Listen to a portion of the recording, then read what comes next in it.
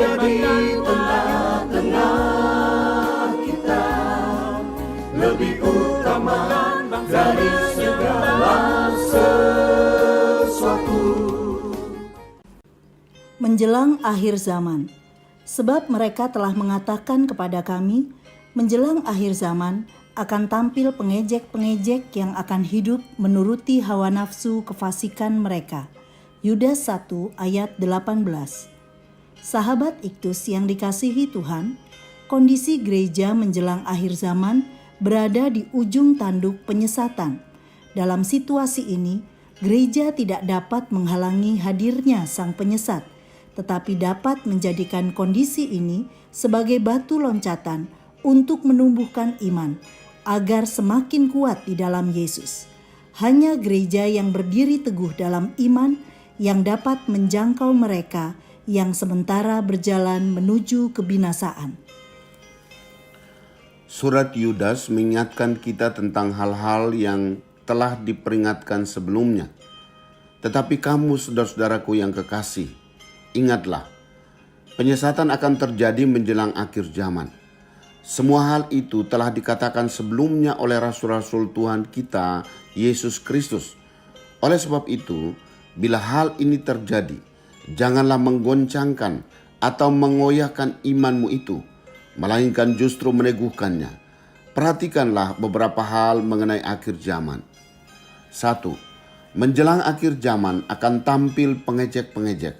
Ayat 18 dan 19. Penulis surat Yudas menulis surat kepada jemaat agar waspada terhadap munculnya guru-guru palsu yang berusaha menyesatkan iman mereka dengan pengajaran dan perilakunya.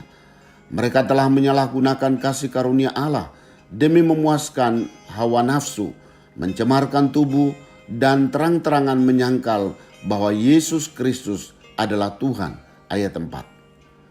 Yudas melanjutkan tuduhannya terhadap para guru palsu, yaitu mereka memecah belah jemaat dan hidup tanpa roh Allah. Istilah Yunani pemecah belah digunakan karena para guru palsu menetapkan garis-garis pemisah yang menimbulkan perpecahan di dalam jemaat. Yudas juga memperingatkan jemaatnya agar tetap menjaga kualitas rohaninya dan berhati-hati dengan pengajaran palsu yang membangun kerohanian hanya berdasarkan kegiatan religius dan bukan oleh karya Roh Kudus. 2. Menjelang akhir zaman, bangunlah dirimu sendiri.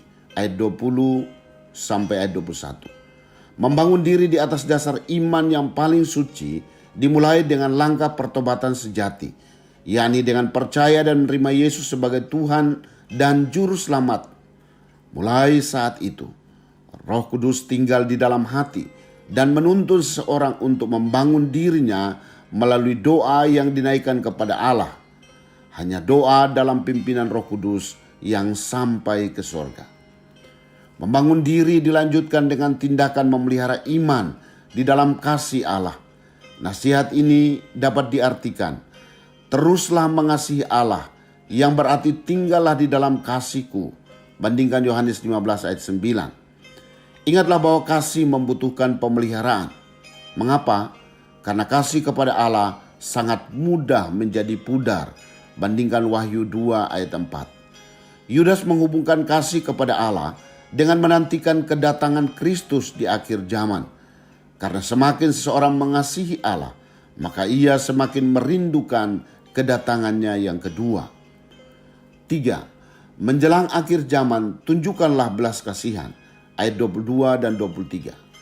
Sebagaimana Allah sudah berbelas kasihan kepada kita yang dahulu tersesat dalam dosa, demikian pula sepatutnya kita menunjukkan belas kasihan terhadap mereka yang masih ragu-ragu. Menyelamatkan mereka dilakukan dengan cara merampas mereka dari api. Kata merampas bukan sekedar tindakan asal-asalan. Kata ini merujuk pada tindakan mengambil sesuatu dengan kekuatan atau paksaan. Berarti ada upaya yang lebih keras yang harus dilakukan. Tunjukkanlah belas kasihan yang disertai dengan ketakutan. Merupakan nasihat untuk mengasihi orang berdosa, tetapi membenci perbuatannya. Menyampaikan berita Injil yang menyelamatkan dan berita kebinasaan jika mereka tetap tinggal di dalam dosanya. Inilah ketakutan terhadap hari penghakiman, bukan karena tidak memiliki kepastian keselamatan, melainkan karena masih banyak orang yang belum mendengar kabar keselamatan.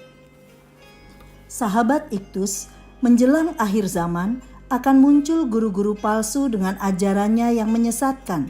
Inti ajaran sesat ini adalah menolak bahwa Yesus adalah Tuhan, menawarkan kehidupan duniawi yang penuh hawa nafsu dan keserakahan, juga mengajarkan ritual keagamaan sebagai tradisi dan bukan sebagai karya Roh Kudus.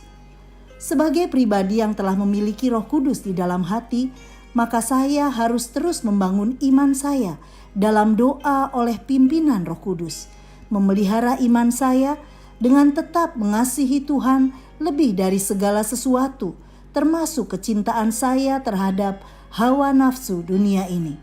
Dengan demikian, saya dapat merampas mereka dari api kebinasaan.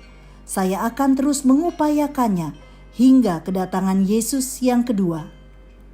Sahabat Iktus yang dikasihi Tuhan, apakah saya dapat melihat penyesatan yang terjadi menjelang akhir zaman ini? Dengan cara apa saya dapat membangun dan memelihara iman saya? Siapa yang harus saya rampas dari api kebinasaan selagi masih ada kesempatan? Tuhan Yesus, berilah kepada saya kepekaan untuk mengenali mana pengajaran yang benar dan pengajaran sesat. Bangunkan dan peliharalah iman saya dengan gairah doa dalam pimpinan-Mu. Menjelang kedatangan-Mu, saya melihat banyak orang sementara berjalan menuju kebinasaan. Pakailah saya untuk merampas mereka dari api dengan hati yang dipenuhi oleh belas kasih-Mu. Saya mengasihi-Mu Yesus dan merindukan kedatangan-Mu. Amin. Seorang yang mengasihi Yesus merindukan kedatangannya dan selalu bergairah untuk bercerita tentang Dia.